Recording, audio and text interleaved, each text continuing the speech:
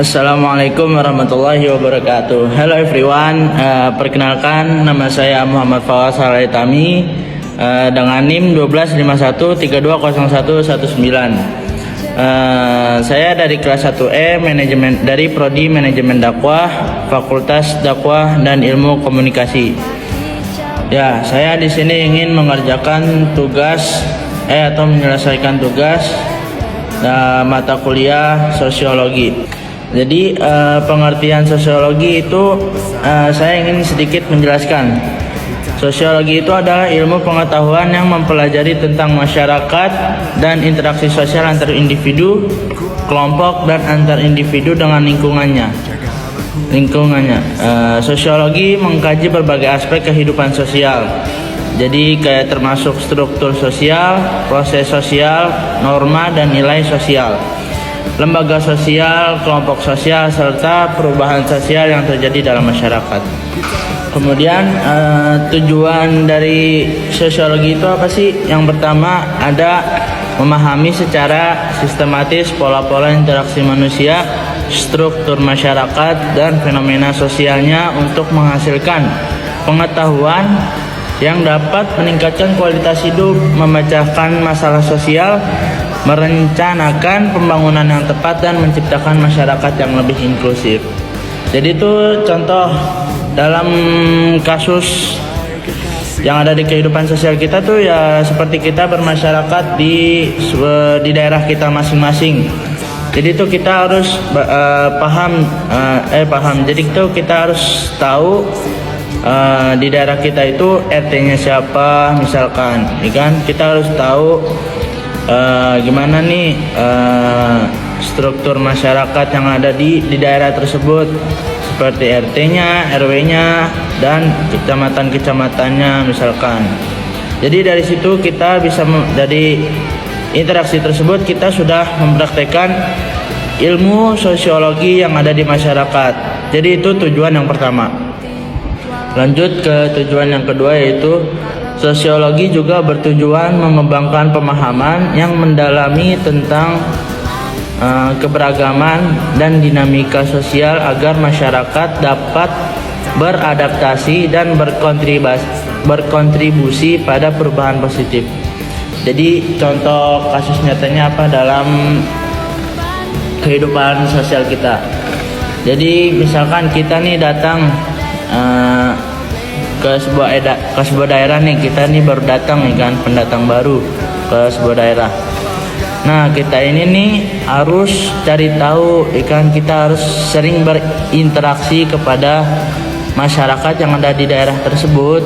Agar apa? Agar kita bisa tahu nih bagaimana keberagaman yang ada di daerah tersebut misalkan, atau adat istiadat yang ada di daerah tersebut.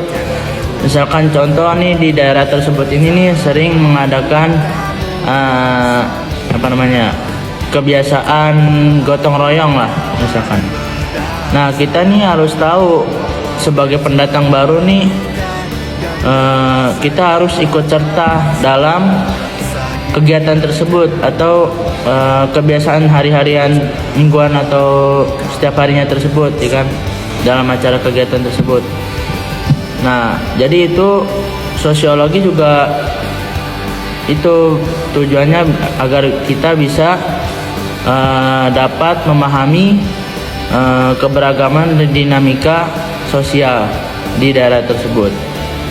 Dan dari situ kita bisa bisa berkontribusi pada perubahan positif. Jadi kita tuh nggak dipandang jelek gitu sama masyarakat tersebut, ya kan? Karena kita nih sering interaksi kan, kita sudah mencari tahu, udah ikut serta. Jadi masyarakat nih jadi tetap jadi tetap menerima keberadaan kita di daerah tersebut. Lanjut kepada tahap selanjutnya, itu hasil.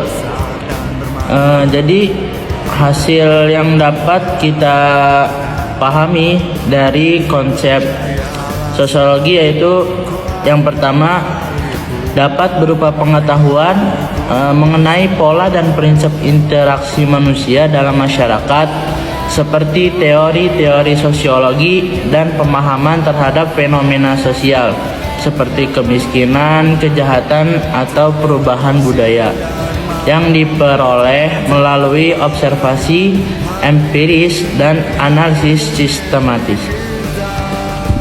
Dan yang kedua yaitu hasilnya juga sosiologi dapat menghasilkan solusi untuk masalah sosial dan perspektif untuk perubahan positif dalam masyarakat.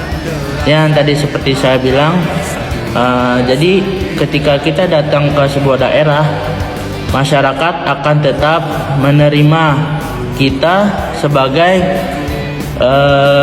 pendatang baru ke daerah masyarakat tersebut, karena kita bisa beradaptasi dalam berinteraksi terhadap masyarakat atau warga-warga di daerah tersebut. Yang terakhir, kesimpulannya, ilmu pengetahuan empiris dan rasional yang mempelajari masyarakat, struktur sosial, dan interaksi manusia untuk memahami pola-pola umum kehidupan sosial bukan apa yang seharusnya terjadi. Sosiologi berfokus pada gejala sosial yang terjadi di masyarakat, meliputi struktur, perubahan, dan masalah sosial, serta bertujuan untuk membentuk pemahaman kritis dan rasional terhadap fenomena sosial untuk meningkatkan kondisi masyarakat. Mungkin cukup sekian penjelasan singkat saya tentang pengantar dan konsep sosiologi. Semoga dari penjelasan ini dapat bermanfaat, dan kurang lebihnya mohon maaf. Cukup sekian. Wassalamualaikum warahmatullahi wabarakatuh.